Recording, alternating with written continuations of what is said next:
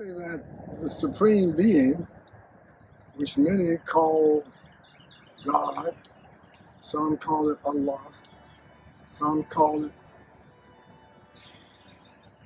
divine nature, we call it divine presence. It is present everywhere, never created, never destroyed. We are presence. Our source is divine presence. So our teachings is to see and serve divine presence in each other. By seeing presence as the self is presence.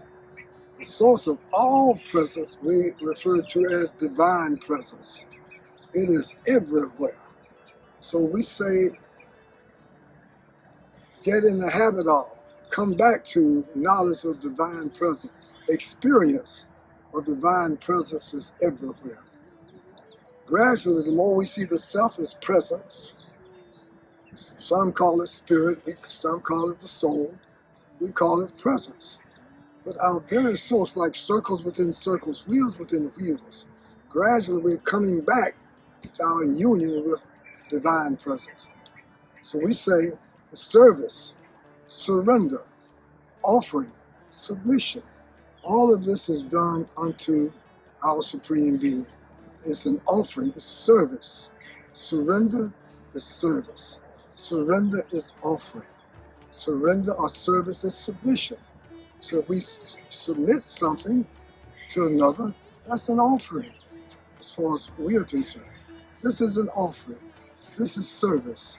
This is real surrender. But what's the advantage of this?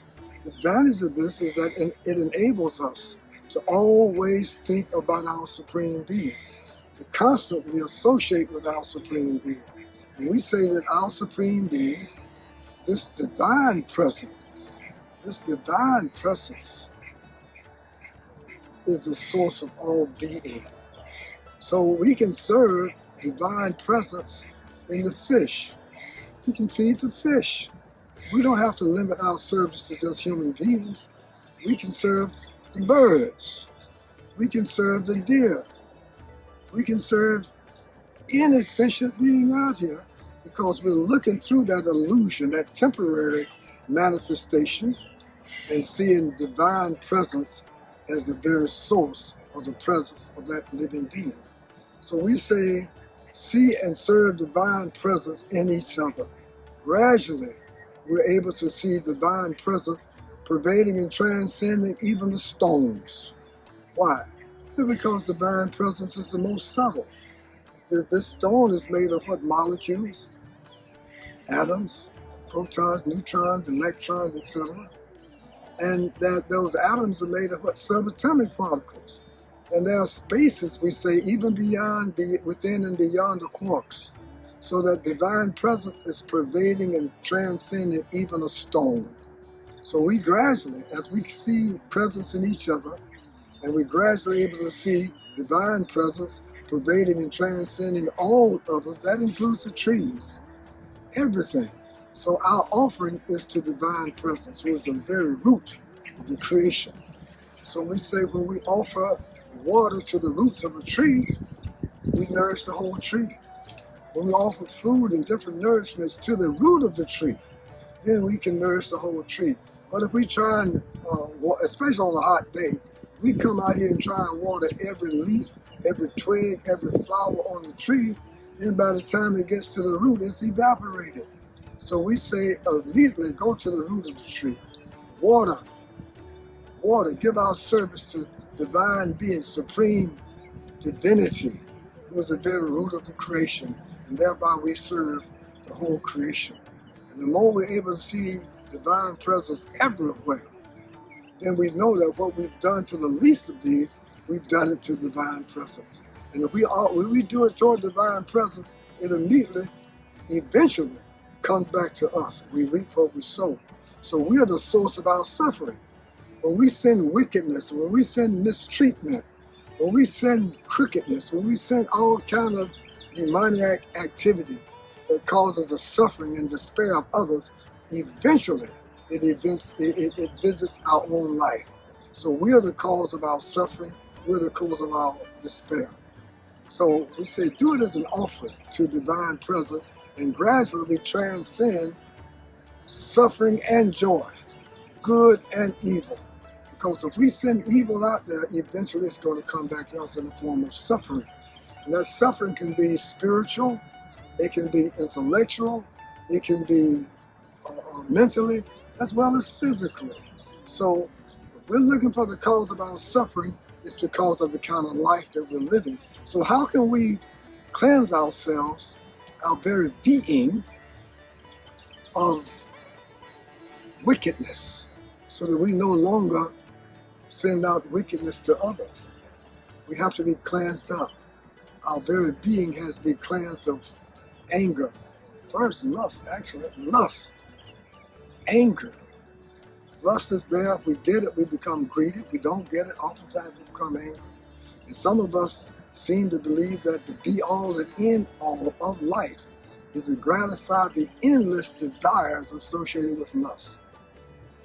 So, when we cleanse our very being from lust, anger, greed, illusion, madness, and envy, this is our message, this is our teaching.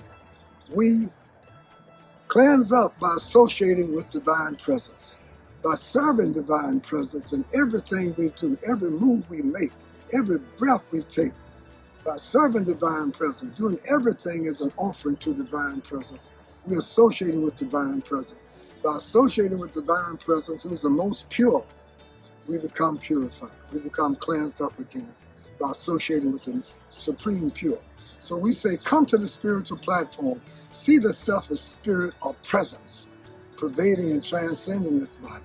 And divine presence as pervading and transcending everybody out there, whether it be animate or inanimate.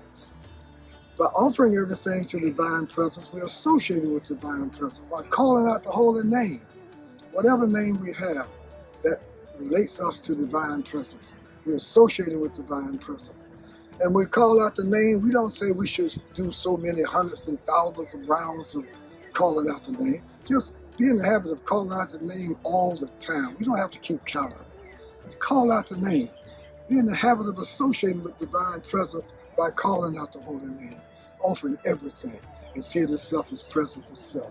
By serving in this way, gradually, our being is purified of all those toxins of lust, anger, greed, illusion, madness, and envy, all associated with the so-called ego.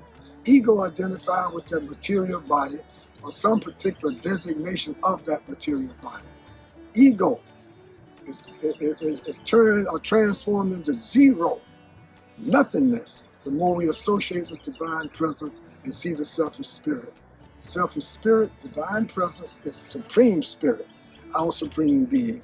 And by associating, serving divine presence constantly, and with every breath we take, every move we make, if we don't know anything, any other way to put it, just say, my supreme being, please accept this humble offering.